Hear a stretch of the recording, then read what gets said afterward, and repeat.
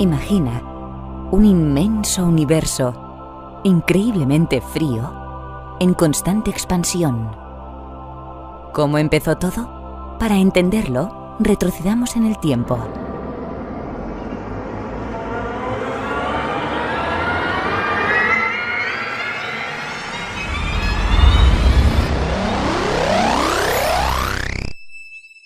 Imagina que te encuentras en los inicios del universo, hace casi 14.000 millones de años. Imagina toda la energía del universo comprimida en un espacio más pequeño que la cabeza de un alfiler. Imagina que estás dentro de este diminuto espacio. El tiempo está parado. Nada de lo que conocemos o imaginamos existe. Todo está a punto de cambiar. Para siempre. Se acaba de producir la gran explosión, el Big Bang. Se ha liberado toda la energía. La temperatura es extremadamente alta y el espacio se expande a una velocidad vertiginosa. En una pequeñísima fracción de segundo ha nacido nuestro universo. Este es el más profundo de todos los misterios. Ahora parte de la energía se condensa, convirtiéndose en masa. Se crean todas las partículas fundamentales de nuestro universo. Algunas de ellas todavía no las entendemos. Entre las que sí, se encuentran los quarks, los electrones, los neutrinos, partículas diminutas que constituirán todo lo que conocemos, incluidos tú y yo. Mira atentamente, se crean por pares una partícula y su correspondiente antipartícula. Pero partículas y antipartículas también sufren una atracción mortal que hace que se aniquilen entre ellas. Una parte de la materia, sin embargo, sobrevive a este proceso afortunadamente para nosotros. Es la materia que forma todo lo que conocemos. A medida que el universo se enfría, los quarks se agrupan en grupos de 3, dando lugar a neutrones y protones. Y estos forman los núcleos más sencillos. Todo esto ocurre en los 3 primeros minutos después del inicio del tiempo. Pero en los siguientes miles de años, el calor y la energía son todavía tan intensos que los electrones no pueden combinarse con estos núcleos. Avancemos 380.000 años desde el Big Bang. El universo se ha expandido y ya es más frío. Ahora los electrones envuelven los pequeños núcleos, dando lugar a los primeros átomos sencillos, los de hidrógeno y helio. Y una vez creados los átomos, las partículas de luz ya pueden atravesar el espacio sin impedimento alguno. Lo que hasta ahora era una niebla densa de partículas que colisionaban entre ellas, de repente se hace visible. Hágase la luz. Esta primera luz puede observarse aún en forma del llamado fondo cósmico de microondas, una huella dactilar permanente del universo. Continuemos nuestro viaje, avanzando unos cuantos centenares de millones de años. Ahora la fuerza de la gravedad hace que las nubes de hidrógeno y helio se contraigan, provocando reacciones nucleares. Por todos sitios empiezan a nacer las primeras estrellas. Algunas de ellas son muy masivas. Agotan su combustible y colapsan. En el silencioso espacio explotan las primeras supernovas gigantes.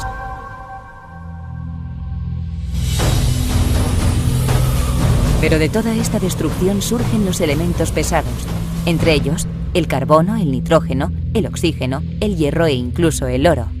Son los elementos que formarán los planetas y serán las semillas que darán lugar a la vida. Generaciones y generaciones de estrellas viven y mueren. Nuestro universo, antes increíblemente denso y caliente, es ahora frío y está prácticamente vacío. Después de 9.000 millones de años, en el brazo espiral de una galaxia distante, se está empezando a formar una cosa muy importante. Aquí, en este espacio infinito, entre millones de galaxias, hay un sistema solar. En este sistema solar, uno de los planetas se ha enfriado suficientemente como para que pueda surgir la vida. Es nuestra casa, el planeta Tierra. Y en esta Tierra Hay seres con la extraordinaria habilidad de volver la vista atrás en el tiempo y reflexionar sobre el significado del universo.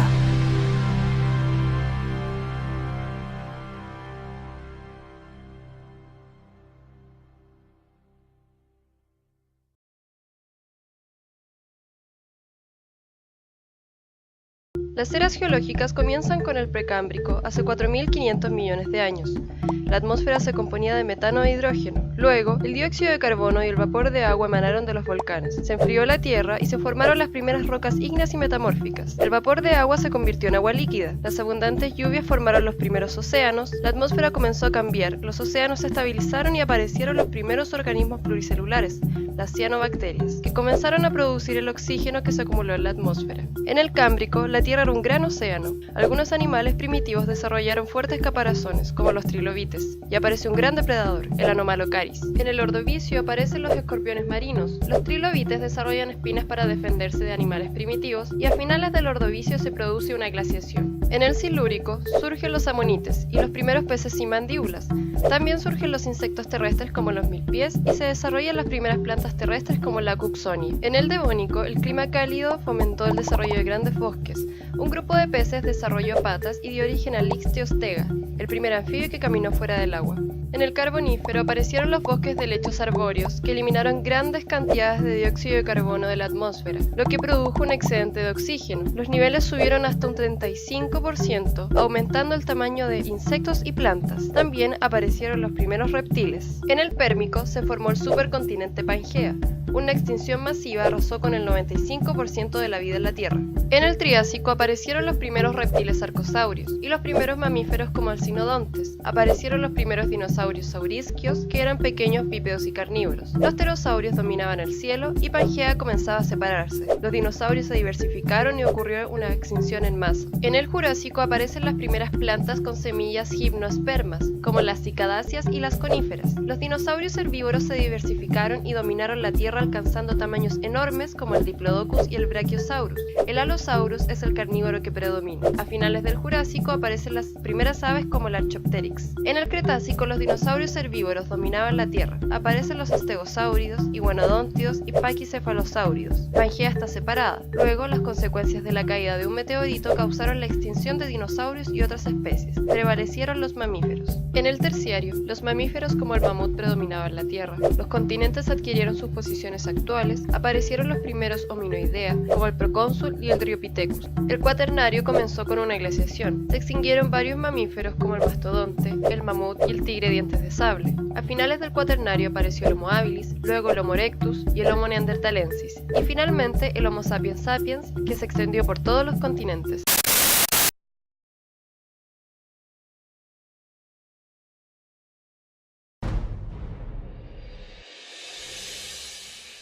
Una de las preocupaciones más antiguas del ser humano es saber cómo se originó la vida. A lo largo del tiempo el hombre fue preguntándose, ¿de dónde venimos y cómo llegamos a ser lo que somos ahora? En su afán por encontrar una explicación, los científicos de diferentes épocas propusieron algunas teorías basadas en explicaciones mágicas, religiosas y mitológicas, y más recientemente en investigaciones científicas. Esto llevó a que personas pronunciaran sus hipótesis sobre este hecho tan misterioso que lleva billones de años. En este video veremos las teorías más importantes, propuestas a lo largo del tiempo, alrededor de las cuales se basó todo el estudio del origen de los seres vivos. El creacionismo. El creacionismo es una interpretación que se basa en un Dios preexistente para explicar el origen del mundo. Se denomina creacionismo al conjunto de creencias, inspirada en doctrinas religiosas, según la cual la Tierra y cada ser vivo que existe actualmente proviene de un acto de creación por uno o varios seres divinos. Según estos movimientos creacionistas, los contenidos educativos sobre biología evolutiva han de sustituirse, o al menos contrarrestarse, con sus creencias y mitos religiosos o con la creación de los seres vivos por parte de un ser inteligente. En contraste con esta posición, la comunidad científica sostiene la conveniencia de diferenciar entre lo natural y lo sobrenatural, de forma que no se obstaculice el desarrollo de aquellos elementos que hacen al bienestar de los seres humanos. Según la teoría creacionista tradicional cristiana, el origen de la vida se encuentra en el primer libro de la Biblia, el Génesis. Este libro trata de la creación y de la vida, y proporciona las semillas de todo lo que se desarrolla después a lo largo de toda la Biblia. Relata, de manera hermosa, la simplicidad de la vida temprana en la tierra, pero también el comienzo del pecado y de la corrupción en el mundo. Hace resaltar el aborrecimiento y el juicio de Dios con respecto al mal. Génesis simboliza la obra de Dios, que da la vida eterna al alma mediante el nuevo nacimiento, y la promesa del fruto en la vida del creyente. Proporcionando una explicación simple, pero de igual manera complaciente. En el capítulo 1 se muestra la creación del universo en 6 días, y el surgimiento de los primeros seres vivientes. Ya en el capítulo 2, se muestra la creación del hombre y mujer, y el matrimonio, con la vida espiritual que deben llevar, en el árbol de la vida, absteniéndose del árbol de la ciencia, del bien y del mal. Aquí Dios es como un alfarero, que de la arcilla crea al hombre. O como un cirujano, que le saca la costilla a Adán para hacer a Eva. O como un jardinero que plantó un jardín. Se podría decir que representa a un Dios muy humano.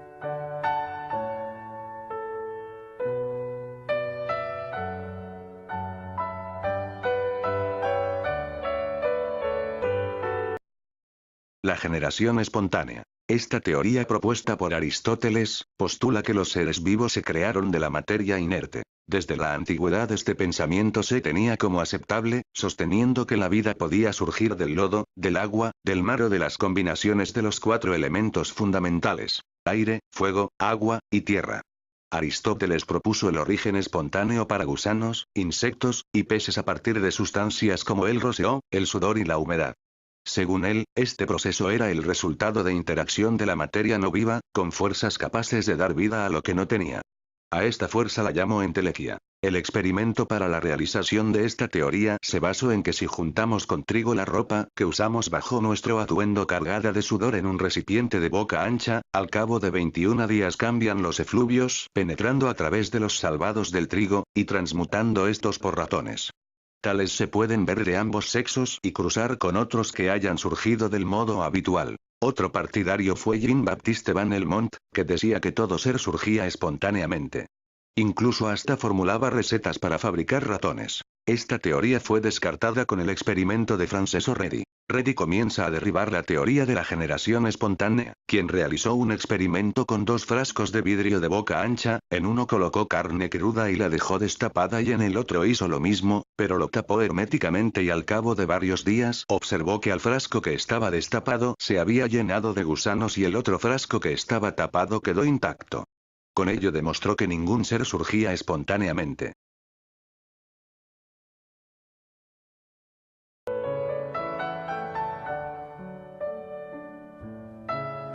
La panspermia. Esta hipótesis, la cual es quizás la idea más osada que hemos conocido en el campo de la biología, bacterias que desafiaron todos los criterios establecidos de sobrevivencia de vida en condiciones de absoluto vacío y en el cosmos, la cual consiste en la atrevida idea que semillas de vida existen en todo el universo creando vida en todos los posibles lugares que puedan recibir su simiente. La hipótesis también propone que la vida en la Tierra se originó a través de un proceso original, en algún punto en el pasado recibimos estas semillas y a partir de ese momento comienza un proceso evolutivo darwiniano vía selección natural. A esta teoría también se le conoce como teoría panspérmica o de la panspermia. Existen estudios que sugieren la posible existencia de bacterias capaces de sobrevivir largos periodos de tiempo incluso en el espacio exterior. Otros han hallado bacterias en la atmósfera a altitudes de más de 40 kilómetros donde, aunque no se espera que se produzcan mezclas con capas inferiores, pueden haber llegado desde estas.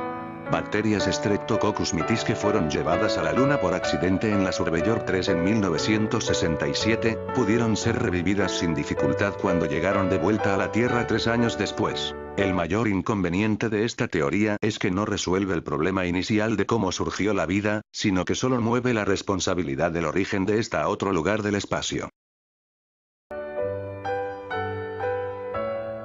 Teoría químico-sintética. La teoría biosintética, o teoría quimiosintética, también llamada teoría del origen físico-químico de la vida, es aquella que postula que los primeros organismos vivientes fueron creados a partir de elementos abióticos, gracias a las condiciones de la atmósfera primitiva. Postulada por Oparin y Haldane. La teoría físico-química explica el origen de la vida en la Tierra a partir de los elementos presentes en la atmósfera primitiva. Después de haberse formado la Tierra, la atmósfera era muy diferente de la actual, y no contenía oxígeno libre, sino hidrógeno y compuestos hidrogenados como metano y amoníaco.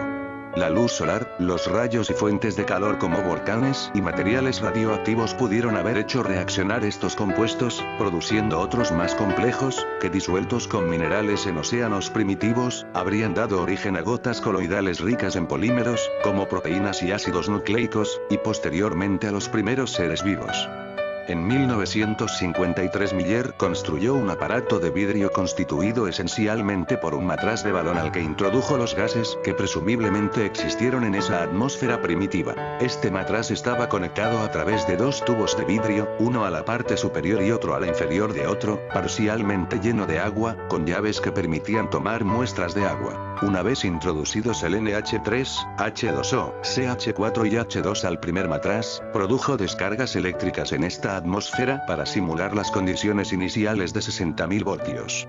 Al cabo de una semana, examinó el contenido líquido, que inicialmente era incoloro, ahora se mostraba rojizo. Encontró que este contenía varios compuestos orgánicos que no estaban presentes al principio. Al examinar estos compuestos orgánicos, determinó que eran similares a los aminoácidos, constituyente fundamental de la proteína, compuestos sin los cuales no es posible la vida.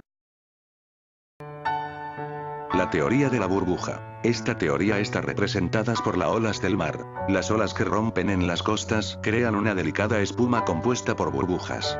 Los vientos que barren el océano tienen tendencia a llevar cosas a la costa, de forma similar a la madera que se junta a la deriva en una playa. Es posible que las moléculas orgánicas se pudieran concentrar en los bordes costeros de un modo parecido. Las aguas costeras más someras también tienden a ser más cálidas, concentrando más tarde las moléculas orgánicas por evaporación. Mientras las burbujas formadas mayormente por agua estallan rápidamente, sucede que las burbujas de grasa son mucho más estables, dándole más tiempo a cada burbuja en particular para llevar a cabo estos cruciales experimentos. La vida ha sido un misterio desde siempre, cada vez que creemos tener la respuesta, esta nos sorprende. Muchos científicos han especulado e indagado sobre este enigma, pero todos se han perdido en su laberinto hacia la verdad. En las teorías mostradas en este video, pudimos observar cómo el hombre fue evolucionando y modificando este misterio.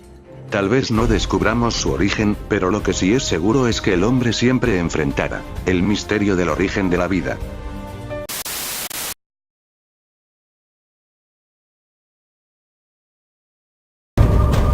Un Dios todopoderoso, cuya única misión fue la de erigir el mundo.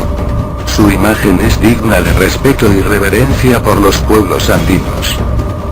Fue en su momento el Dios creador, aquel que puso los pilares para todas las cosas existentes hasta hoy. Su mito explica cómo fue la creación del mundo y lo que ocurrió después de ese suceso. La creación de Huiracocha. Huiracocha. ¿Quién fue este dios de la mitología andina? Quizás este sea el que más renombre tiene, pues es el primer dios que hizo su aparición en el panteón de los dioses. Aunque en términos representativos, Huiracocha es parte de la mitología inca. Sin embargo, su imagen existió mucho tiempo antes de que naciera dicho imperio. Nos remontamos hasta las primeras culturas del Perú. Diversas sociedades lo muestran como un ser poderoso, con diversos adornos en su atuendo, y lleva en las manos báculos y armas. Nos hace preguntar entonces, ¿cuál es el origen de Huiracocha? La respuesta es una incógnita, sin embargo la figura por la cual la conocemos se remontan hasta la cultura tiahuanaco. En la mitología, Huiracocha es el dios creador del mundo, y el padre de toda la legión de dioses incaicos. Vendría a ser el equivalente a Odín, en la mitología nórdica, o a Cronos en la mitología griega, o a Tonacatecutli en la mitología maya.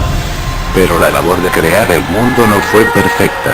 Huiracocha tuvo que destruir el mundo que creó en dos ocasiones para poder crear el mundo que conocemos hoy, el Caipacha. Los incas, para adorar al dios Huiracocha, levantaron su templo en una provincia del Cuzco. El templo de Rachi. Un templo que servía para la redención a este dios. Un edificio con una altura máxima de 20 metros, por 92 metros de largo. Construido con piedras y adobe. El techo estaba sostenido con madera y cubierto de paja. Rodeado de almacenes, jardines y baños. Era un complejo digno de un dios de esa importancia.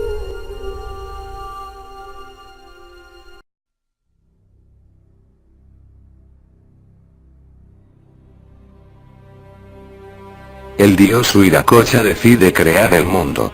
Para lograrlo, realiza un primer intento. Pero este era un lugar oscuro, muy frío, tan vasto. Entonces crea a los primeros seres vivientes, pero estos eran gigantes y fuertes. Vivían en guerra todo el tiempo. Huiracocha, al ver el comportamiento de estos seres salvajes, decide destruirlos mandando como castigo un diluvio. Entonces Huiracocha decide crear el segundo mundo. Era diferente al anterior, los humanos y los dioses convivían, los animales podían comunicarse con los hombres. Huiracocha llegó a ese mundo para ver el comportamiento de los seres que él había creado. Lo hizo tomando la forma de un mendigo. En su peregrinaje llega al pueblo de Cacha en donde tratan de asesinarlo. Huiracocha decide castigarlos por haber sido seres egoístas y desobedientes. Huiracocha levanta las manos e hizo bajar del cielo una lluvia de fuego que exterminó aquel mundo. Luego de aquella destrucción del mundo, reinaba la oscuridad en la nada eterna, solo existía el tití, un puma salvaje y divino, que vivía en la cima del mundo. Del pelaje del tití emergía un fuerte resplandor, el cual era el único que iluminaba la llegada de Huiracocha. El dios creador Huiracocha, emerge de las aguas para erigir el mundo. Tenía un compañero con la forma de un picaflor de oro, conocedor del pasado, presente y futuro. Su nombre es Inti. Habría que reconstruir lo que se había destruido, y crear un nuevo mundo. En la oscuridad eterna, Huiracocha emerge de las aguas. Comienza su labor en el mundo antiguo Ñaupa Pacha, y talla en las piedras la forma de los primeros humanos. Hombres y mujeres que serán los cimientos de su trabajo. Huiracocha sitúa a los hombres en sus lugares correspondientes y les da nombre. Dándoles vida, estos seres viven en plena oscuridad. Huiracocha decide postergar la creación del mundo, todo queda en tinieblas, sus primeros habitantes deambulan por la vasta penumbra. Satisfecho con la creación de los humanos, el dios prosigue con su trabajo. Ahora ubica en los lugares determinados a sus hijos. El picaflor es impulsado al cielo para ubicarse como el sol Inti. Luego coloca a su esposa, la luna Mama Quilla, y a las estrellas y constelaciones que se encargarán de cuidarlos. La luz del Inti iluminaba aquel mundo en donde aún no existía la naturaleza. Huiracocha se dirige al norte donde invoca a las criaturas que dio vida. Huiracocha ordena a sus ayudantes Tocapu Huiracocha e Imaimana Huiracocha, a emprender las rutas del este y oeste de los Andes, para que den vida y nombre a las plantas y animales que aparecen a su paso, completando así la creación de su dios Huiracocha. Al terminar llegan hasta la orilla del mar, para que así se pierdan en las aguas caminando sobre una espuma de mar.